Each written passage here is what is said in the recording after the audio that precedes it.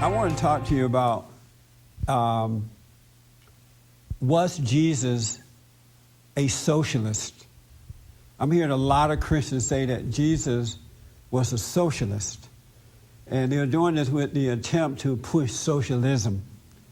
And if you could convince the people that Jesus was a socialist, then the Christians are going to start saying it too. There are Christians saying it. I hear it all the time, that Jesus was a socialist. And the reason I bring this up is because socialism is winning. If we continue to go down this road of socialism, which is evil, it's over. And they're winning, look like. And they have taken the young, and I have something from Jeremiah about that too, what happens with the young people when the parents don't watch over them. If they take the young, that means that they're taking the next generation of voters and whatever, or people who build families and stuff like that, you know. It's over. I'm looking through the Bible trying to find something that indicates that Jesus was a socialist. And I'm sure some of you can show me where he said it, and I appreciate that. But I thought about Job. Remember that guy, Job? Yes. You remember how he was wealthy? I mean, everywhere you look, he owned it. He was, talking about being the Jew and the white man, he was it. He owned everything. Had a great family. When they said Jews and white folks own everything. So, had a great family, great land, just had everything. Cows and hogs and everything. He lost it after a while because Satan went and attacked him. But because he held on to his belief in God, he never doubted God, he regained everything back and even more. So if Jesus was a socialist, would he have gotten that stuff back? How about the guy Paul? Paul was like an educated man, right? And if you were educated, especially in those days, it meant your daddy and your mama had some money. Somebody got you educated. And if you're educated along with education, even the liberals are saying today that wealth comes with that, along with education. So Paul wasn't a poor guy, a socialist guy. And he followed Jesus. He went around with him. And how about the tax guy, the disciple that was followed Jesus? If you are taking folks' taxes, believe me, you have money.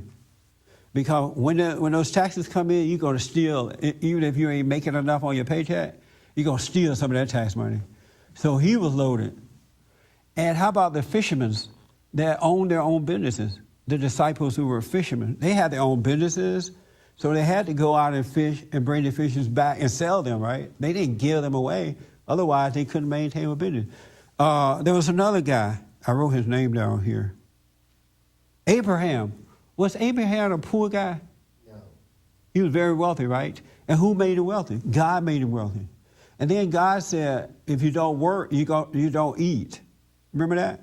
If God had been a socialist, he would have said, if you don't work, don't worry about it. The government will take care of you. We'll give you a free cell phone, a free horse, a donkey, some free cows or whatever, right? But he said, no, if they don't work, they don't eat. That's a lot of pressure coming from the media and from Satan's children because they call you names all the time. You hate women, you hate the gays, you hate the blacks, you hate the Hispanics, and then now you're running around trying to prove that you don't hate. And Jesus was a socialist, and all Jesus ever talked about was love and give. And so I'm trying to figure out how come Jesus gave the folks the truth and called them a liar and a bag of bones and thieves and hypocrites, and they would have hated Jesus. Whores, prostitutes, poverty pimps, and race hustlers. Jesus didn't play around with this stuff. If you don't work, you don't eat. Once you're born again, you don't have to be taught to give. God shows you in your heart when and how to give, and how much to give, and if not to give. You don't have to be trained like a monkey to give. Because when you give out of ego, or because you've been trained to give, you're going to be giving to the wrong people at the wrong time. You're going to spoil them. You're going to set them up. You're going to make them come back and rob you because you give it out of training, out of emotions, instead of the right way to give. Because there's a time to say no in giving.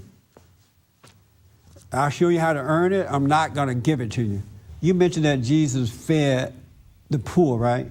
Did he feed them every day or just? No, not every day. What happened? I wonder what happened after the second meal, the first meal.